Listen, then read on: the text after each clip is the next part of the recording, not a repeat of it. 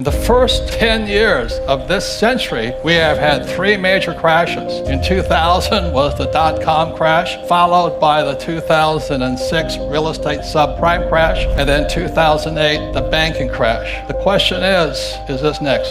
This is the giant crash of 1929. And every time I listen to those guys on CNBC, I call it bubble vision, they keep talking about the giant crash of 1929. I tell you what, it doesn't even compare to this one coming. So that's why I write and I speak, and I'm very concerned about our futures, our well-being, and the state of the economy. But not long ago, I wrote that the best time to prepare for a crash is before a crash. The biggest crash in world history is coming. That got a lot of news. That's the big news. The good news is the best time to get rich is during a crash. The bad news is the crash will be a long one, which is, for me, good news too. There's something about being old that is good. What I have is I've actually lived through history. The S&P 500 is really the S&P 7, and it's being held up by Treasury Secretary Yellen and Powell. So there's no correlation between the economy and what Yellen and Powell are doing. I said one more thing is that I'm a little strange in that I like crashes. So this next crash is going to be really, really good, but it'll bring down gold, silver, Bitcoin, stocks. But the good news is a crash is a good time to get rich. The big debate is there inflation or deflation? And if you look historically, what's happened today is the nominal debt to GDP is a correlation of M2, the volume of money, times the velocity of money. And the reason Yellen and Powell are scrambling is because they've expanded M2, so everybody thinks there's going to be inflation. But velocity of money, which is what Jim Records and I always talk about, the velocity of money is plummeting. People are not spending. So they pump all this money in, prices go up. Meanwhile, the Asians are catching up now. The ports are finally open, so it is transitory inflation. But the problem is we're stacked with this massive debt, and all it's done is bump up the stock market and real estate market. The money has not gone into the economy. That's the sad part. So the rich get richer, but the poor and middle class are getting poorer. It is tragic what's happening today. I don't know what it'll exactly be, but you can't keep printing fake money. You know, that's M2. And the velocity of money keeps dropping, but the debt keeps going up. So you and I don't have to go to Harvard to understand that's not good. This is going to be the biggest crash in world history. We have never had this much debt pumped up. Debt is the biggest problem of all, but that's called M2, money supply. And the debt to GDP ratio is out of sight. So when it comes down, which it brings everything down with it, and I want to give people the big picture. The reason I don't care for Yellen or Powell, because they're both Marxist. And when I say that, I get nailed. I will read you a quote from Lenin. Okay, this is Vladimir. He says, the establishment of a central bank, this is a direct quote, is 90% of a communizing of a nation. That's Yellen and Powell. And the other statement from Lenin is, and this is in manifesto here, the best way to destroy the capitalist system is to debauch the currency. I'd say it's desperate people doing desperate things. As you and I know, the stock market, like I said, it's not the S&P 500, it's the S&P 7. And the separation between the stock market and the economy has never been worse. I'm just disturbed because the money is staying only in the investor market. Every time the Fed does something, the Treasury does something, only guys like me get richer. But the money is not going into the real economy. They're not investing. They haven't invested for years in plant and equipment. So we have massive, massive unemployment and underemployment.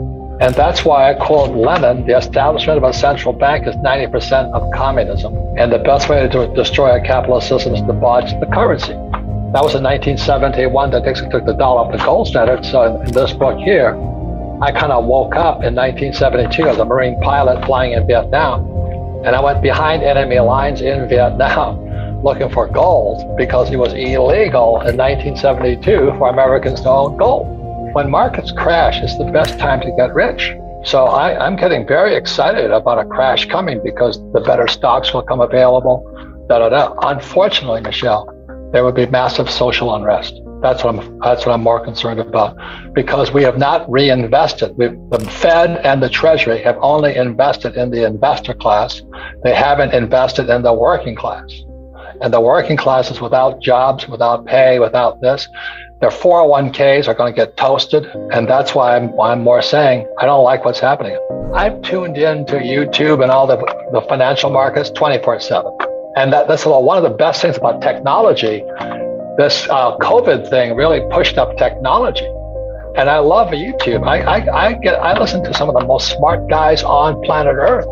And I was listening to Lacey Hunt, and he's talking about deflation. Then I listen to Rickards, and he talks about deflation. And Yellen and Powell, who work for the Fed and for the Treasury, they both worked for the Fed, which again is a communist organization. They'll say so in here. Time to wake up is what I'm saying. You know, most parents say to the kids, go to school and save money and work hard. But in 1970, when I graduated from school, $1 million at 15% interest earned me $150,000 a year. Now, you could live on $150,000 a year back then. The other thing that's happening when people's incomes go down, they become dependent. Now, the U.S. government tells us that poverty has been beaten in America. Well, maybe poverty has been beaten, but what has increased is the entitlement mentality. The attitude that the government and other people should take care of me. So anyway, the reason inflation is going to wipe out people is because the average person is a consumer. So everybody talks about, I want to, T-bone steak is this now, and gasoline's this, and toilet paper is that, and all this. But that's because Biden and company and the Fed are protecting the bankers. That's why I feel for the working class people. I think it's criminal that our school system is part of Marxism. There's no financial education in schools, and it's not a mistake. So I've been saying this since, my first book was, if you want to be rich and happy, don't go to school. This was long before Rich Dad Poor Dad. But today we can see what's happening. And people are still saying, it's because the container ships aren't being discharged in Long Beach Harbor and all that. And I went to school. I can drive those ships. I have a third mate's license to drive ships and fly planes. But anyway, it's all BS. So the people who are complaining about inflation, just know it's because the Federal Reserve Bank, the U.S. Treasury, which is Janet Yellen, who was also head of the Federal Reserve Bank, they're as corrupt as they come. They're communists. They're frickin' communists, and we worship them. This is what's sad. The Fed should have let those guys fail, but they kept them afloat. Every time they made money, it created more debt. It just created more fake money. And America got poor.